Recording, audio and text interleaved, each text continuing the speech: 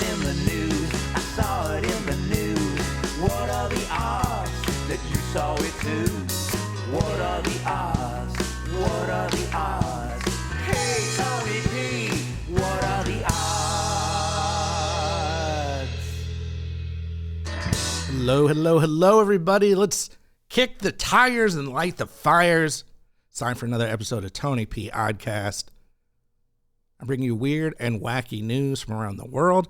I also bring you that awesome theme song from Greg Klima. You can find him at klima.com. You can find me at tonyphenderson.com. What else? What do we have going on today? Well, in this week's episode, we have a chocolate emergency. We finally find out the answer to the age-old question, who's stealing the monkeys? And we also learn what a Texans eat at the movie theater. So if that's some stuff you want to learn about, stick around. And if not, don't hit stop. Just take your headphones off or something. I don't know. Let it play through. It's a 15-minute podcast. Just let it play through. I need the download. All right, so what's going on with this chocolate? Well, of course, U.S. regulators have fined Mars Wrigley, the makers of Snickers and Skittles, after 2 workers fell into a tank of chocolate at its Pennsylvania factory. I have some friends and coworkers that work in Pennsylvania. I would, the way they talk, I would imagine the only thing in Pennsylvania is Hershey. They're like, there's the Hershey plant. There's Hershey Park. There's Hershey stores. What else y'all got going on? There's Hershey Park. Like, oh, okay, cool. I mean, I like chocolate. Y'all, I probably like chocolate more than the next guy. However, I don't need a park of Hershey. But let's see what's happening here. The Occupational Safety and Health Administration, that's OSHA. Just put OSHA. I'm impressed I got that right. Fined the confectionery and chewing gum maker $14,000 for the incident, which it described as serious. Is $14,000 that serious for a big company like that? Employees of an outside employer, IK Stealth Service Company, had to come in and clean the tanks, including the Dove chocolate batching 20 micron tank. I have no idea. Micron sounds like it would be small. Like 20 micron sounds like a handful, but I promise you it's not. It's probably ginormous if it's making like super batches of chocolate. Also, what is this company? Do they just, we clean chocolate machines and chocolate related machines? Apparently, Mars Wrigley failed to provide the contractors with adequate safety training, according to the document. Don't fall in the chocolate. It's a true story in real life when I'm not doing this. I make training videos and videos for companies and stuff. We didn't make that one, but I would just imagine it would say step 2, don't go into the chocolate. I don't know what more they would really need, but according to a local news site, firefighters, they had to bring in the firefighters. How embarrassing. Firefighter, imagine if you're like a contractor. You're not even I don't even work here. I'm just here for a couple days. They need me to come in and move some boxes. Now I'm swimming in chocolate and the firefighter has to come in. They had to leave cats and trees. They didn't have time for that. They're like, oh, sorry, cat. We got to come back. We have people, not just 1, 2 people swimming in the chocolate. I've never been in chocolate. Can you just not swim? Oh, that was a little personal, wasn't it? Don't worry about if I've been in chocolate. Can you not just swim out? Is it thick? Is it?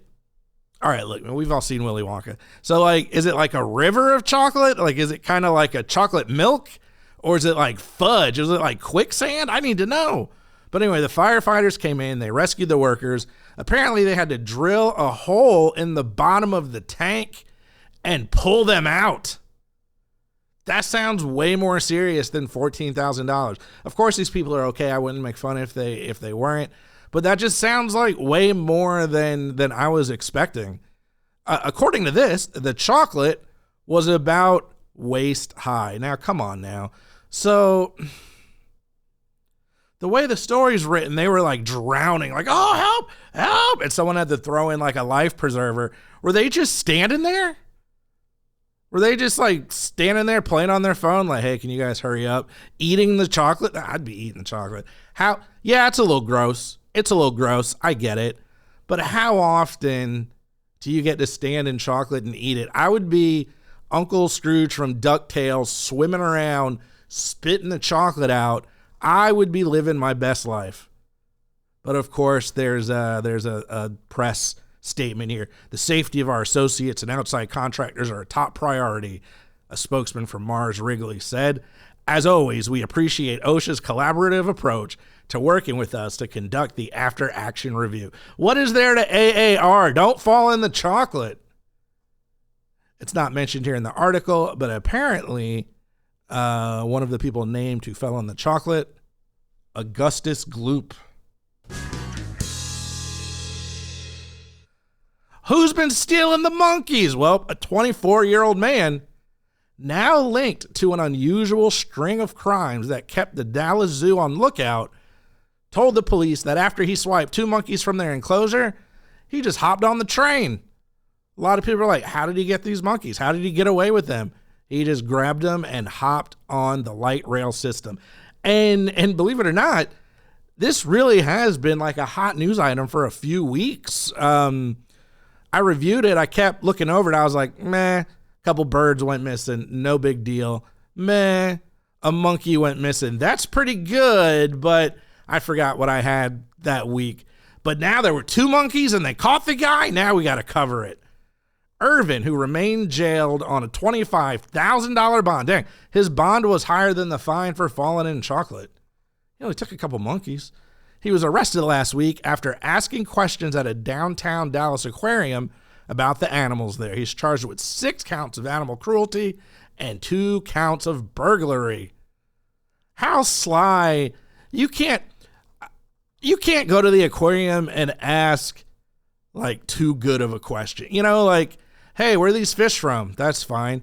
Can I touch the sea anemone thing? Yeah, great. So what would I have to feed them if I had them in my house in a Tupperware? Like, don't ask that. People are going to get a little fishy. Irvin told police that on the night of January 29th, he waited until dark, jumped a fence to get into the zoo grounds, cut the metal mesh of an enclosure, and took not 1 but 2 tamarin monkeys. How did he get 2? Like, I would imagine, I thought he stole like 1 monkey one night and then a different monkey on a subsequent evening. Apparently just both at once. Like, did he just grab them up? Did he throw them in a bag like over his shoulder like a old-time burglar? Or did he just grab them by the hands? I can't imagine taking 1 monkey. It seems like 2 would be difficult. I'm almost impressed. He then got onto the city's light rail before walking to the vacant home where he kept his animals. Did anyone on the train see monkeys? That is a classic case of mind your business. I know somebody was like, hey, yo, dog, that guy over there got 2 tamarin monkeys. And somebody's like, hey, just mind your business. They're not your monkeys. Don't worry about it. Somebody had to have seen monkeys on a train. Like, it's not a movie. I mean, literally, somebody had to have seen that there were monkeys on a train. Although, now that I say that, I'm sure they will make the movie. Heck, next week I'm talking about Cocaine Bear. Why not monkeys on a train? But anyway, they asked the guy why he did it, and Davion Irvin said, you know what? I love animals, and I want them to be free. And if you release me from jail, I'm stealing more monkeys. That's as gangster as you can get for somebody that stole monkeys. You know, like, you can't be that tough because you're in jail for stealing monkeys. What are you in here for? Stole a couple monkeys. He's probably going to get beat up. You got to come up with something better. But again, as far as a monkey thief goes, and they're interviewing you and you're in there on $25,000 bond, that's pretty tough. Let me out and I'll do it again. Probably won't get out. Is that a flight risk? What is that? A monkey? I don't know. I don't even have a joke. He's not helping himself. As an attorney representing the monkey thief, I would advise, hey, maybe don't say that. Have you ever been to a movie theater in Texas? I haven't. Wait, have I? No, I haven't. But no matter how long it's been since you last visited a movie theater, we bet you can still remember how it smells, largely thanks to the concession stand. Buying a selection of overpriced movie snacks you eat before the movie starts is practically a requirement for the experience. That popcorn isn't making it past the first scene, that much we know. I did just go to a movie last weekend. I went and saw Knock at the Cabin. I enjoyed it. I liked it. And the popcorn did not make it through the previews. I was a little hungry. It was kind of my dinner, if we're being honest. And it was ridiculously expensive, but I enjoyed it, so I didn't think about it. Anyway, while you might be familiar with the usual suspects like candy, big cups of Coke, and a tub full of buttery popcorn, there's one unconventional concession stand that only Texans have been ordering for decades. Pickles! Ew! What? I guess, I've never been to a movie in Texas. I was like, how have I never heard of this? Well, Texans lovingly refer to them as movie theater pickles. Wow, really? That's what they lovingly refer to them as? That's the nickname they came up? What do you guys call them? Pickles you buy at the movie? Well, here in Texas, we like to call them movie theater pickles. Apparently, according to this article, folks in Texas that like movie theater pickles are surprised to find out that nobody in the country really knows what it's about. In fact, those who move away from the Lone Star State might not realize it until they ask for one at their local movie theater. Don't do that. That's weird. I wish I was standing there saying, can I get a pickle? How the hell is it? What? Have you ever been to a movie before? So you must be wondering, at least this article thinks you are, and I hope you are, in what form might you see these pickles? Well, a long time ago, it would be a large glass jar and people would take them out, with tongs. Now, I have seen that. I have seen a big jar of pickles at gas stations, bars, maybe like a roadside shop or something. I'll give you that. I'm not saying I've never seen a big jar of pickles, but in the movie theater, and they kind of smell. The guy next to me got nachos, and I was like, oh, I can smell the cheese. And when you're not eating them, it doesn't smell good. Anyway, nowadays, fewer theaters might house a jar full of pickles, and instead you might see the individual bags. And get this, folks. You have the option. You get your giant bag pickle, which again, I have seen those. That's not weird to me. And they're like, hey, ma'am, sir, patron, would you like us to drain your pickle? What? That doesn't sound appropriate at all. Somebody call HR. But they're in the big bag of juice. They'll dump the juice out for you so you don't have to deal with it. And if that's not weird or gross enough, there's more. Some patrons even request that the pickle be thrown right into the tub with their popcorn. Now, as we learned earlier, these pickle-eating Texans aren't the most creative, and so they call the pickle being thrown into the popcorn a popcorn pickle. That sounds like there was a mistake.